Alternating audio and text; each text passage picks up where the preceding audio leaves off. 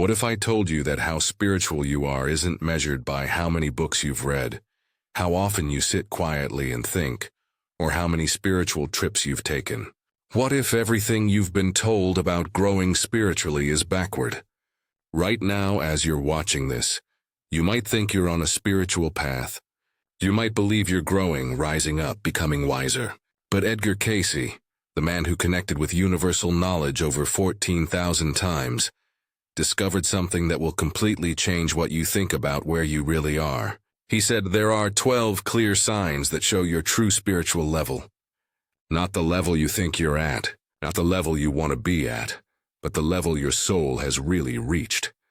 And here's what's unsettling. Most people who think they're spiritually advanced aren't. Most people who think they're awake are still asleep. Most people who believe they're close to enlightenment haven't even started the real journey. How do I know? Because Cayce gave us a mirror, a way to see ourselves with harsh, uncomfortable honesty. And today I'm going to hold that mirror up for you. You might not like what you see, but if you have the courage to look, really look, what you discover could change the entire path of your soul's growth. So ask yourself, are you ready to know the truth about where you really are? Let's find out. The deception of spiritual ego. Before we jump into the 12 signs, we need to talk about the biggest problem with judging yourself accurately. Spiritual ego. You know what I'm talking about. That part of you that wants to believe you're special, chosen, more grown than the people who are still asleep. It's the voice that says, I'm not like other people. I see through the trick. I understand the deeper truths. And here's the dangerous part. The more spiritually aware you become, the better your ego becomes at disguising itself as enlightenment. Edgar Cayce saw this all the time in his readings. People would come to him convinced they were highly grown souls, expecting him to confirm how spiritually superior they were. And time after time, Cayce would show a different truth. He'd show them that their spiritual awakening was often just their ego wearing new clothes, that their higher awareness was frequently just book knowledge without any real change, that they were acting spiritual instead of being spiritual. Let me ask you something, and I want you to be honest with yourself. When you sit quietly and think, are you actually changing your awareness? Or are you collecting another experience you can mention in spiritual conversations? When you read spiritual books, is your life actually changing? Or are you just gathering knowledge that makes you feel better than people who haven't read those books? When you talk about oneness and unconditional love, do you actually treat the checkout person at the grocery store with that same respect? Or is your spirituality saved for yoga studios and meditation circles? This is where Cayce's 12 signs become so important, because they don't measure what you know. They measure who you are. They don't judge your beliefs. They judge your being, and they show with uncomfortable clarity the difference between acting spiritual and being spiritual. If you're feeling defensive right now, that's actually a good sign. It means something in you recognizes the truth in what I'm saying. Hit that like button if you're willing to be honest with yourself about where you really are. And subscribe, because this channel is for people who want truth more than they want comfort. The foundation understanding spiritual levels. Cayce taught that spiritual growth isn't a straight line. It's not like climbing a ladder where each step is clearly above the last. It's more like going deeper into an ocean, the same ocean, but the deeper you go, the more you discover depths you didn't know existed. He described the soul's journey as having many levels. Some sources say 7 major levels. Others point to 12 or even more smaller steps within those levels. But here's what matters. Each level represents a big shift in awareness. Not a shift in what you know, but a shift in how you experience reality. At the lowest levels, you experience yourself as separate from everything. You're an individual awareness moving through a world of other separate things. Life happens to you. You react to situations. As you grow, you begin to recognize patterns, connections, the way your inner world creates your outer experience. Higher still, you start to see the unity beneath the obvious separation. You feel your connection to all beings. You recognize the divine in everything. And at the highest levels, Cayce described, You don't just understand oneness in your head. You live it, you are it. The sense of being a separate self becomes see-through, and what remains is pure awareness expressing itself through the form you call you. But here's the important insight Cayce offered. You can't skip levels. You can read about unity awareness. You can talk about it beautifully. You can convince yourself you've achieved it. But if you haven't actually learned the lessons of the earlier levels, you're building a spiritual identity on a foundation that doesn't exist. You're like someone who's memorized the view from the mountaintop, but has never actually climbed the mountain. And the 12 signs Cayce revealed, they show you exactly which level you've actually reached, not which level you'd like to believe you're at. Sign 1, your relationship with suffering. The first sign is the most revealing. How do you respond when life brings you pain? At the lowest spiritual levels, suffering is seen as punishment, as something wrong that shouldn't be happening, as proof that God, the universe, or fate has turned against you. You fight it. You battle it. You ask, why me? You feel like a victim of your situation. At middle levels, you begin to see suffering as a teacher. You look for the lesson. You try to grow from it. You tell yourself everything happens for a reason. But you're still basically fighting it. You're just smarter about it. At the highest levels, the levels Cayce said showed true spiritual maturity. Suffering is met with something completely different. Acceptance without giving up. Being present without fighting. An openness to what is exactly as it is. Not because you're passive or defeated, but because you've recognized a deep truth. Suffering comes from fighting what is, not from what is itself. Think about the last time something painful happened to you. A loss, a betrayal, a failure, a health problem. What was your immediate response? Did you collapse into feeling like a victim? Did you spiritually skip over it by immediately trying to find the good side? Or did you simply be with it, feel it fully without needing it to be different? Cayce said that your relationship with suffering shows your spiritual level more accurately than anything else, because it's easy to be spiritual when life is good. It's easy to talk about love and light when you're comfortable, but when life breaks you open, when you lose something you can't replace, when pain finds you in the dark, that's when your true level is shown. Not by what you say about the suffering, but by how you are with it. Sign 2, your ability for real compassion. The second sign, compassion, but not the kind of compassion you might think. Cayce made an important difference between sympathy, empathy, and true compassion. Most people never go beyond sympathy. Feeling bad for someone who's suffering. That's nice, but it's not particularly grown. Empathy is deeper. It's feeling with someone, walking in their shoes, understanding their pain from the inside. But true compassion, the kind that shows an advanced spiritual level, it's the ability to see the divine perfection in someone's journey, even when they're in hell. It's holding space for someone's pain without trying to fix it, without needing them to feel better so you can feel better, without making their suffering about you. It's loving someone enough to let them have their own experience even when that experience is breaking your heart to watch. Here's how you know if you've developed real compassion. Can you be present with someone who's suffering without immediately trying to make it better? Can you resist the urge to give advice, to find solutions, to spiritually skip their pain with sayings about growth and lessons? Can you simply be there, fully present, fully open, offering nothing but your presence and your total acceptance of their experience? Most people can't because watching suffering without trying to control it is very uncomfortable. It triggers our own unhealed wounds. It reminds us of our powerlessness. It confronts us with the reality that we can't save anyone, not even the people we love most. Cayce taught that real compassion requires tremendous spiritual strength. It requires you to have done your own inner work so completely that you're not knocked off balance by other people's pain. And it requires something even deeper, the wisdom to know that their suffering is part of their soul's perfect curriculum. Not that suffering is good, not that you should cause it or celebrate it, but that you trust the intelligence of each soul's journey enough to honor it, even when you don't understand it, even when everything in you wants to interfere. Drop a comment right now.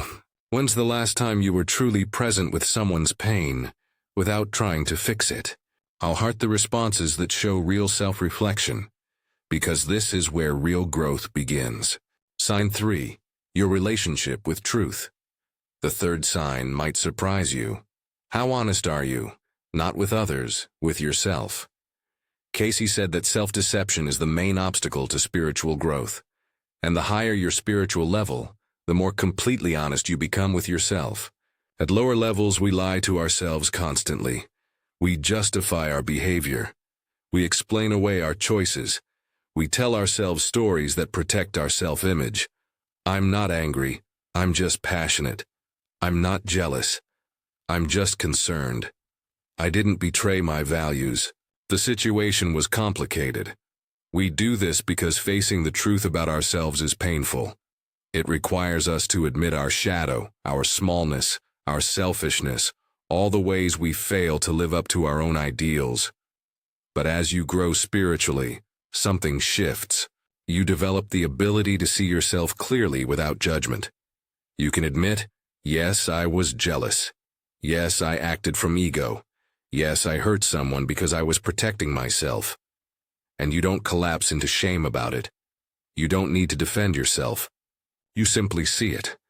This is what Cayce called spiritual transparency, the ability to be completely honest about who you are, the light and the shadow, without needing to hide, justify, or perform. Here's the test. Think about your worst quality, the thing about yourself you're most ashamed of. Can you name it right now out loud without flinching?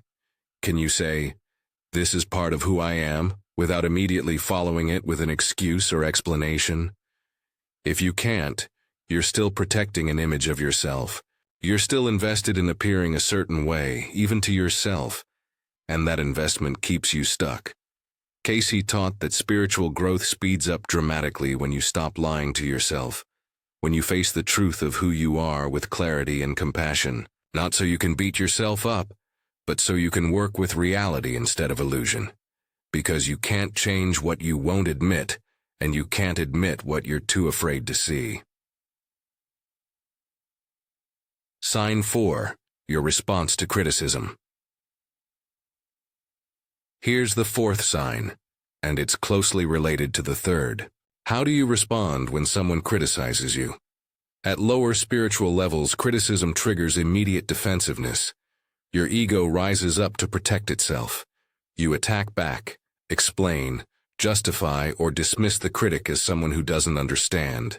At middle levels, you've learned to pause before reacting. You try to see if there's truth in the criticism. You understand in your head that feedback is a gift, but you're still basically threatened by it. Part of you still needs to be right, to be seen as good, to keep a particular image. At the highest levels, criticism becomes interesting instead of threatening. Someone points out your flaw, and instead of defending, you think, is that true? Let me look at that. You're truly curious about your blind spots. You actively seek feedback because you want to see yourself clearly. And here's the key.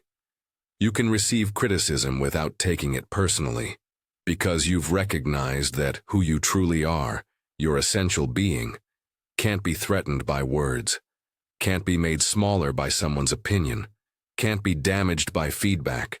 Only the ego can be threatened. Only the false self needs to defend. Your true self is completely secure, completely unshakable, and therefore completely open to information about how it's currently expressing itself. Cayce said this is one of the clearest signs of spiritual maturity, the ability to hear difficult truths about yourself without collapsing, defending, or attacking. Think about the last time someone criticized you, maybe a partner, a friend, a coworker. What was your immediate internal response? Defensiveness, the urge to explain why they're wrong, the need to point out their flaws in return, or curiosity? Openness, a real willingness to consider that they might see something you can't? Your answer shows your level. Sign 5. Consistency between belief and behavior. The fifth sign is perhaps the most damning for those who identify as spiritual. How wide is the gap between what you believe and how you actually live? This is where most spiritual seekers get exposed. We believe in oneness, but we gossip about people we don't like. We believe in compassion, but we're cruel to ourselves. We believe in presence, but we're constantly distracted, half-present, going through the motions. We talk about unconditional love, but we take away affection when people displease us. We speak about non-attachment, but we're secretly devastated when things don't go our way. Cayce was harsh about this difference. He said that your spiritual level is determined by your lowest behavior, not your highest understanding. You can have mystical experiences. You can understand non-duality in your head. You can speak beautifully about enlightenment. But if you're still petty, defensive, judgmental, and reactive in your daily life, you're not as grown as you think. Because real spiritual growth changes behavior, not just belief. Makes you kinder, more patient, more honest, more present, more capable of love even when love is difficult. And these changes aren't for show. They're not something you do to appear spiritual. They're the natural result of awareness changing. Here's the uncomfortable question Cayce would ask. If someone followed you around for a week, watching how you treat waiters, how you respond when you're cut off in traffic, how you speak to your family when you're tired, what would they conclude about your spiritual level?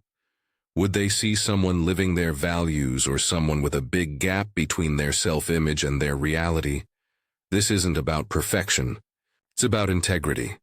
It's about the distance between who you say you are and who you actually are getting smaller and smaller as you grow. Subscribe to this channel if you're ready for this level of honesty, because we're going to keep pushing into territory that most spiritual content avoids, the gap between performance and reality. Sign 6. Your relationship with the present moment. The sixth sign, how often are you actually here? Not physically, mentally, emotionally, spiritually.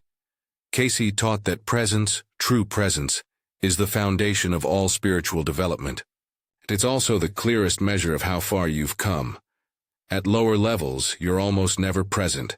You're lost in thoughts about the past or future, replaying conversations, planning, worrying, fantasizing, regretting. You're anywhere but here. At middle levels, you practice presence. You meditate, you try to stay aware. You catch yourself when you drift into thought and bring yourself back. But it takes effort. It requires constant watching. The default is still distraction. At the highest levels, presence becomes natural. Not because you're trying to be present, but because you've recognized yourself as presence itself. You've discovered that you are the awareness in which all experience appears. And from that recognition, being present isn't something you do, it's what you are. Here's the test. Right now, in this moment, can you feel the aliveness in your hands? Can you sense the energy field of your body? Can you be aware of the space around you without getting lost in thought about it? For how long? Can you keep that awareness before your mind pulls you back into its stream of thinking? 30 seconds, 2 minutes, an hour? Cayce said that your ability for sustained presence, not forced concentration, but relaxed awareness, shows your spiritual development more accurately than any other measure. Because everything else, compassion, honesty, non-attachment, love, all of it comes from presence. You can't be truly compassionate if you're not present enough to actually see the other person. You can't be honest if you're not present enough to see yourself clearly. You can't let go of attachment if you're not present enough to notice your gripping. Presence is the foundation. Everything builds on it. So how present are you? Really, not how present you'd like to be. Not how present you are during your 20-minute meditation. How present are you during the ordinary moments? Washing dishes, sitting in traffic, having a conversation with someone you've talked to 1,000 times before. That's your real level. Sign 7, your need for outside approval. Sign 7 cuts deep. How much do you need others to recognize your worth? At the lowest spiritual levels, your entire sense of self comes from outside approval. You need people to like you, praise you, acknowledge you, see you. Without that reflection from others, you don't know who you are. You feel empty, invisible, worthless. At middle levels, you've developed some internal sense of worth. You're not completely dependent on outside approval, but you still care, maybe more than you'd like to admit, what people think of you. You still get a hit of pleasure when someone praises you. Still feel deflated when you're ignored or criticized. Still perform for approval, even if you're performing not caring about approval. But at the highest levels, something extraordinary happens. You become so anchored in your essential being that outside approval becomes irrelevant.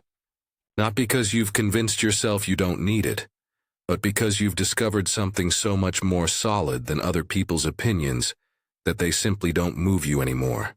Cayce described this state as spiritual self-sufficiency, not isolation, not arrogance, but a deep inner completeness that doesn't need anything from anyone to confirm its existence. Here's how you know if you've reached this level. Can you do something beautiful, creative, or generous and have absolutely no one notice? No acknowledgement, no praise, no recognition, and feel completely fulfilled by the act itself? Can you be completely yourself, authentic, vulnerable, imperfect, even when you know it might make people uncomfortable or cause them to judge you? Can you receive praise without inflating and criticism without deflating, because neither one touches the truth of who you are? Most of us are still seeking, still performing, still needing the world to confirm that we matter. And that need, subtle as it might be, shows that we haven't yet found our true center. Cayce taught that this shift from outside to inside approval is one of the most important thresholds in spiritual development, because once you cross it, you're finally free to be who you actually are, instead of who you think you need to be to get approval. Sign 8. Your relationship with material reality. The 8th sign addresses a question many spiritual seekers get wrong.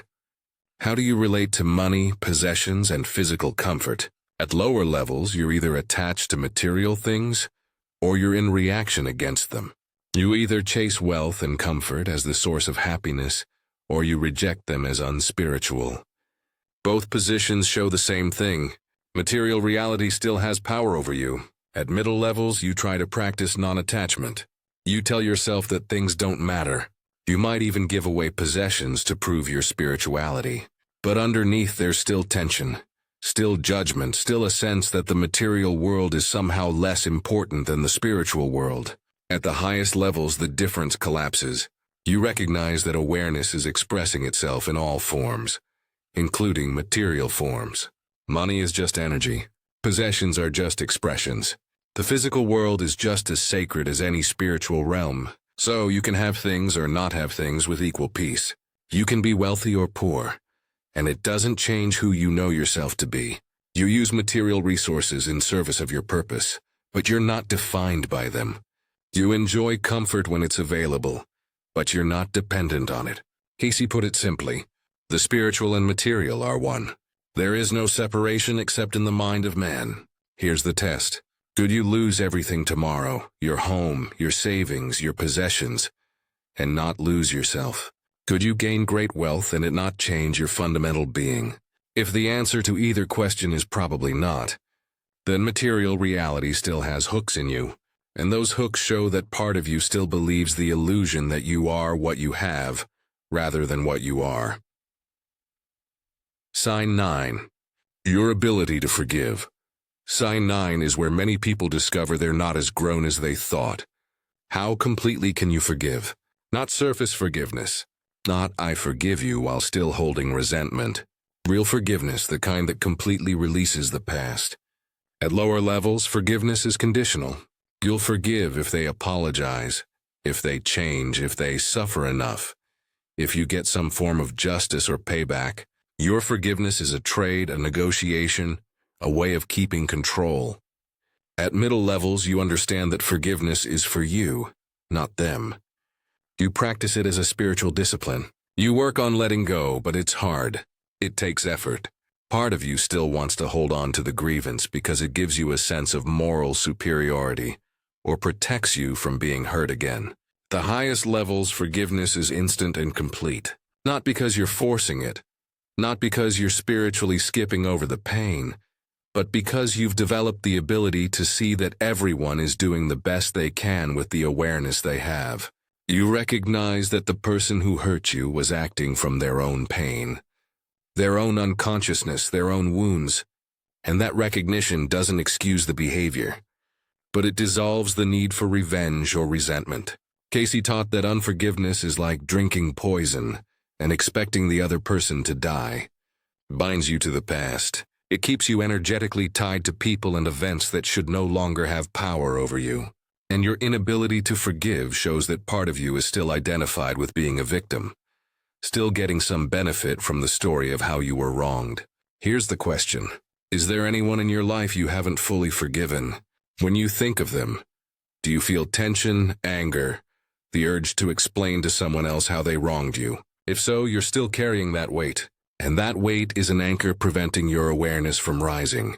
True spiritual maturity shows itself in the ability to release the past completely, not by pretending it didn't happen, but by no longer needing it to define you.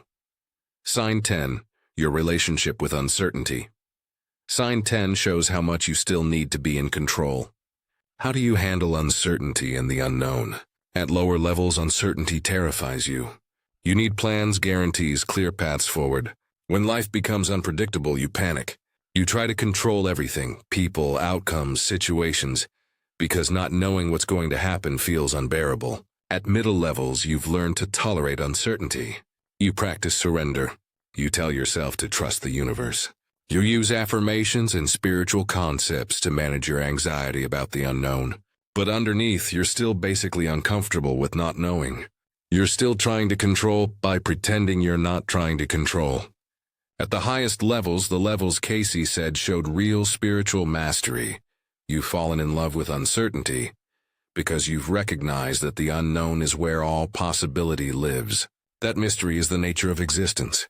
That trying to know and control is what creates suffering, not uncertainty itself. You've developed what Cayce called radical faith. Not faith that everything will turn out the way you want, but faith that whatever happens, you can meet it. You can be with it. You can grow from it. You trust life, not because you believe it will always be kind, but because you've discovered something in yourself that can handle whatever comes. Here's the measure. Can you make an important decision without knowing the outcome? Can you step into the unknown without a guarantee of success? Can you live your life as an adventure into mystery, rather than an attempt to create security? Most people can't, because most people are still trying to build a life where nothing unexpected happens, where everything goes according to plan. But that's not spiritual maturity. That's spiritual avoidance. Real growth happens in the space of not knowing, in the willingness to move forward, even when you can't see the path. Cayce taught that your relationship with uncertainty shows whether you've truly surrendered to the intelligence of life, or whether you're still trying to play God with your tiny human understanding. If you're feeling challenged by these signs, good. That means you're actually listening. Share this video with someone else who's ready for real spiritual honesty. And subscribe, because we're building a community that values truth over comfort. Sign 11. Your ability for solitude. Sign 11 addresses something important that most people overlook. Can you be alone with yourself?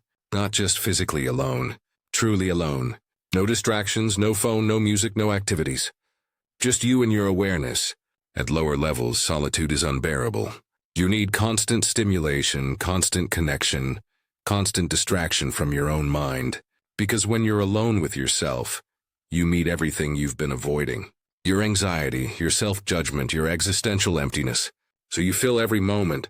You keep yourself busy. You make sure you're never truly alone. At middle levels, you practice solitude. You meditate. You take solo retreats. You value quiet time. But there's still an agenda. You're being alone in order to achieve something, to find peace, to have insights, to become more spiritual. You're still doing even when you're being still. At the highest levels, solitude becomes a kind of homecoming. You're not alone to achieve anything. You're alone because that's where you discover you're never actually alone. In deep solitude, the sense of separation dissolves. You recognize that awareness itself is your true companion, that you are the presence that witnesses everything, and that presence is connected to all existence.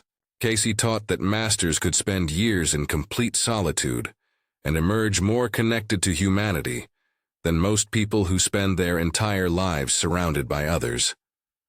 Because real connection doesn't happen through constant contact. It happens through depth of presence. And you can only develop that depth when you're willing to go deep into yourself without distraction. Here's the test. Can you sit alone in silence for an hour without becoming anxious or reaching for a distraction? Can you be with yourself with all your thoughts, feelings, and sensations without needing to escape, fix, or change anything? If you can't, you're still running from yourself and you can't grow beyond what you won't face. Sign 12. Your relationship with service. And now, we arrive at the 12th and final sign. The one Cayce said was the ultimate measure of spiritual development. How do you serve? Not whether you serve. How and why. At lower levels, if you serve at all, you do it for recognition, for approval, to feel good about yourself, to balance some karmic debt or earn spiritual points. Your service is transactional, ego-driven, conditional. At middle levels, you've learned that service is important. You volunteer. You help others. You try to make a difference, but there's still a subtle sense of separation. You're the helper and they're the helped. You're giving from your abundance to their lack. There's still an I who is doing something for them. At the highest levels, service becomes as natural as breathing. You're not serving because you should, not because it makes you feel good about yourself, not because you're trying to save anyone. You serve because you've recognized yourself in everyone. You help because there is no other to help. There's only awareness serving itself through different forms.